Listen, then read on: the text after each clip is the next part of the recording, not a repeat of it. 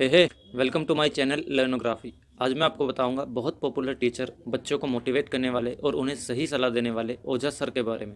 UP के गोंडा में जन्मे, जिनका पूरा नाम अवध प्रताप ओझा है। माता मंजारी ओझा वकील थी। जब सर की माता जी का मजाक उड़ाया गया कि लेडीज़ होकर वकील बनोगी, तो उन्हें उस आदमी को मानना पड़ा। वहीं से वो दबंग वकील मानी जाने लगी। सर के पिता श्रीमाता प्रसाद ओझा वो मास्टर थे। जितने भी ऐप सर करते थे, जैसे सिगरेट, शराब, गुटखा, सब सर को इनके पिताजी ने ही सिखाए थे। वो कहते थे कि इससे पहले दुनिया तुम्हें बिगाड़े, मैं ही बिगाड़ देता हूँ।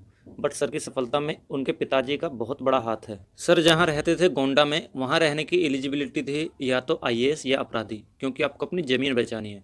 सर का शुरुआत में पढ़ने में कोई इंटरेस्ट नहीं था। 15-16 साल की उम्र में सिगरेट वगैरह पीना स्टार्ट किया, क्योंकि फिल्मों में देखा था कि दबंग लोग सिगरेट पीते हैं, जिससे वो भी दबंग टाइप लगे। जब सर इलाहाबाद पहुंचे तो सर पर 19 केस थे।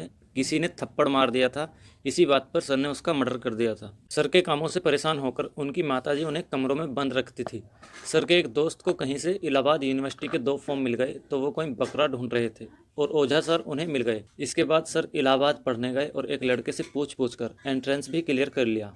यूनिवर्सिटी में पढ़ने का अलग एक्सपीरियंस रहा। लाइफ में अनुभव और समझ हमेशा काम आती है। दोस्त के कहने पर यूपीएससी की प्रिपरेशन स्टार्ट की, जिसमें सब्जेक्ट हिस्ट्री और फिलोसफी था। पहली बार में प्रीलिम्स क्लियर हुआ। जब सर ने घर फोन किया कि मेरा प्रीलिम्स क्लियर हो गया है, उनकी माताजी ने कहा तू नशे में है, तो सुबह बात करियो। सर ने टोटल 4 अटेम्प्ट दिए, लेकिन सेलेक्ट नहीं हो पाए। सर को उनकी माँ डॉक्टर बनाना चाहती थी। सर ना तो सिविल सर्वेंट बनना चाहते थे, ना ही डॉक्टर। सर लॉ, राजनीति और देसी ठेकेदारी करना चाहते थे। 8th में संस्कृत में फेल हुए और 12th में कंपार्टमेंट आई केमिस्ट्री में। 2000 से 2008 बहुत खराब रहा। बारटेंडर की नौकरी करनी पड़ी रात 8 से 2 बजे तक। सर ने गुरुद्वारे में भी खाना खाया है। 7-8 महीने ऋषिकेश में रहे। 10+2 करते करते सर अपने सिटी के जाने माने अपराधी हो गए। माँ परेशान रहती थी कि एक लड़का, वो भी वांटेड। सर ने आश्रमों में बहुत वक्त बिताया है। फिलोसफी ऑप्शनल था, तो वहाँ देकार्ते, बुद्ध, महावीर, शंकराचार्य, स्पिनोजा का पढ़ना स्टार्ट किया, तो वहाँ से सोचने की क्षमता विकसित हुई। वहाँ से ध्यान को समझा। निर्मला देवी के संपर्क में आकर सहज योग सीखा। सर के जीवन में आशुतोष महाराज का बहुत महत्व है। वो जिंदा है उनकी वजह से। वहाँ से यौगिक जीवन शुरू हुआ। सर बोलते हैं जिसे भी राजा बनना है, उसके लिए सबसे ज़रूरी है डिसिप्लिन, और डिसिप्लिन में सबसे बड़ा बाधक है मन। मन को डिसिप्लिन पसंद नहीं है। आज का दिन प्लान होना चाहिए कि क्या करना है। राजाओं का सबसे प्रमुख गुण प्लानिंग ही है। राजा किसी से दुश्मनी नहीं करता, आम आदमी सबसे दुश्मनी करता है। लाइफ में चैलेंज लो, हार जाए कोई फ़र्क नहीं। लाइफ में हार जैसी कोई चीज़ नहीं होती। ये सब शाही वर्ग ने पैदा किया था मिडिल क्लास को डिप्रेस करने के लिए। किसी चीज़ को करना चाहते हो तो उस पर होमवर्क करो, R&D करो, टाइम दो उसको। 2023 में बोर्डिंग स्कूल खोलने का प्लान है। ऐसा एजुकेशन होना चाहिए जहां दिमागों को जिंदा किया जाए। स्कूल का काम है डिसिप्लिन सिखाना। इलाहाबाद और चारघाट के बीच स्कूल खोलेंगे सर। सर कहते हैं सामाजिक सिचुएशन आर्थिक सिचुएशन पर डिपेंड करती है। जहाँ पर जो आदमी आपसे मात खाता है, वो आपके उस चीज़ पर अटैक करेगा। फिलोसफी एनालिसिस सिखाती है, दिमाग को जिंदा कर देती है। वो जिंदा दिमाग खुद भगवान को ढूंढ लेगा। जो थिंकर है वो सोचेगा। अगर आपका बड़प्पन काम नहीं आ रहा, तो आप खजूर के पेड़ की तरह हो। इंसान सोचता है कि वह दुनिया को भोगता है, पर यह दुनिया पलटकर इंसान को भोगती है। क्रोध के बारे में सर कहते हैं कोई आपको नीचा दिखा रहा है या उल्टा बोल रहा है और आप पलटकर जवाब नहीं दे रहे हो, तो इसके 2 मतलब हैं। एक, या तो आपकी औकात जवाब देने की नहीं है, या दूसरा आप बहुत ऊंचे लेवल पर हो और उसे देखकर सोच रहे हो ये जो कर रहा है उससे मेरा कुछ नुकसान नहीं है, उसका खुद का नुकसान है, और उसे माफ़ करके आगे बढ़ जाते हो। जिसका जितना ऊंचा मेंटल स्टेटस, वो उतना कम क्रोधी।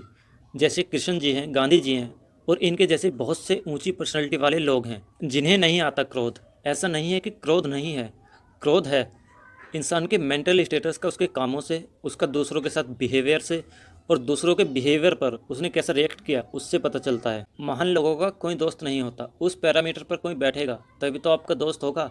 जिसकी जितनी टेम्परेचर रहती है, उसके साथ उतने कम लोग रहते हैं। ओझा सर सेक्स एजुकेशन को सपोर्ट करते हैं। अगर सेक्स एजुकेशन होगा तो ये जो देश भर की दीवारों पर लिखा है निराश पुरुष मिले, ये खत्म हो जाएगा।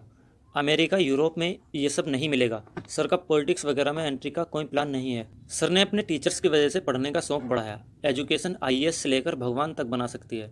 आज ओझा सर सिगरेट शराब की वजह से नहीं, एजुकेशन की वजह से है जो हैं। जिससे भी सीखो उसकी पॉजिटिव बात सीखो। एजुकेशन के साथ साथ जो दूसरी चीज़ इंपॉर्टेंट है वो है पर्सनैलिटी। उस पर भी काम करना होता है। एक उम्र के बाद पता चलता है कि जीवन में गोल किसे बोलते हैं। जीवन नंबर पर नहीं, डेयरनेस, कॉन्फिडेंस, एंथुजियाज्म पर चलता है। पढ़ना तो सेकेंडरी आवश्यकता है। मानव जीवन की पहली आवश्यकता है समझदार होना। जिसका दिमाग जिंदा है वो जो भी करेगा अच्छा करेगा। मानव मन की सबसे बड़ी आवश्यकता सम्मान है। जब इंसान को सम्मान मिलेगा तो एक अच्छा समाज बनेगा। सर की 3 बेटियां हैं। मोहम्मद हुसैन सर को टीचिंग फील्ड में लेकर आए। उन्हीं के कोचिंग से सर ने पढ़ाना स्टार्ट किया। ये सन 2000 की बात है। जब आप किसी के काम आते हैं तभी तो मित्र बनते हैं। टीचर्स को बोलते वक्त बहुत सोचना चाहिए, बच्चे उसे दिल से ले लेते हैं। टीचर ऐसा होना चाहिए जो आदमी को जिंदा कर दे। जब भी आपको अपना करियर बनाना है, आप अपने साथ उन लोगों को रखिए जिनको अपना करियर बनाना है। अगर इंटरेस्ट समझ आ गया तो 90% प्रॉब्लम सोल्व हो गई। इस दुनिया में माँ बाप के बाद जो भी आदमी आता है वो इंटरेस्ट की वजह से आता है। आम आदमी के पास अगर दिमाग होता तो वो शोषित ही क्यों होता। कहते हैं स्त्री और धन ताकत के साथ है। स्त्री पावर है तो वो पावर को ही लाइक करती है, वो मरे हुए को क्यों पसंद करेगी। मैं एग्जाम्पल से समझाता हूँ। लक्ष्मी जी निकलती है समुद्र मंथन के बाद, तो देवता असुर कहने लगे हम शादी करेंगे। उन्होंने कहा लाइन में बैठो बताती हूँ। फिर उन्होंने देखा कि कोई आदमी लेटा है। उन्होंने कहा वो कौन लेटा है। उत्तर मिला विष्णु जी हैं। उनको पता है मैं बाहर हूँ। उत्तर मिला हाँ पता है। वो मुझसे शादी नहीं करना चाहता। बोले नहीं, वो इंटरेस्टेड नहीं है। जाके लक्ष्मी जी माला पहना देती हैं। सर असफलता पर बोलते हैं, असफलता बेइज्जती कराती है। असफल होने पर लोग आप पर हंसते हैं, वो हंसी अगर आपके दिल में बैठेगी तो ही आप आगे बढ़ पाएंगे। असफलता सोसाइटी से बाहर निकलवा देती है। कोई आपको देखता नहीं है, कोई पूछता नहीं है, आप नेगलेक्ट हो जाते हो। तो वो जो नेगलेक्शन है उसका भी मज़ा लेना चाहिए। असफलता से नहीं, उसके बाद जो इंसान को दर्द मिलता है वो उससे भागता है, और वही दर्द आदमी को शक्ति देता है राइज करने की। सर की हॉबीज़ हैं घूमना, साइकिलिंग करना, लिखना। 16 सितंबर 2019 में सर ने साइकिल यात्रा की लखनऊ से दिल्ली तक, जिसमें वो यूपीएससी का अटैम्प्ट बढ़ाने की मांग कर रहे थे। कोई आपको प्यार करे उसे 100x प्यार करो। कोई सम्मान करे उसका 100x सम्मान करो। खुद को मजबूत बनाओ। दुनिया में किसी को नाज हो ना हो, तुम्हारे माँ बाप को तुम पर नाज होना चाहिए। तुम दुनिया में किसी से परेशान नहीं हो। अगर गौर करके देखो तो खुद से परेशान हो। जितनी चीज़ों को तुम दोबारा जीवन में ला सकते हो उस पर ज़्यादा ध्यान मत दो।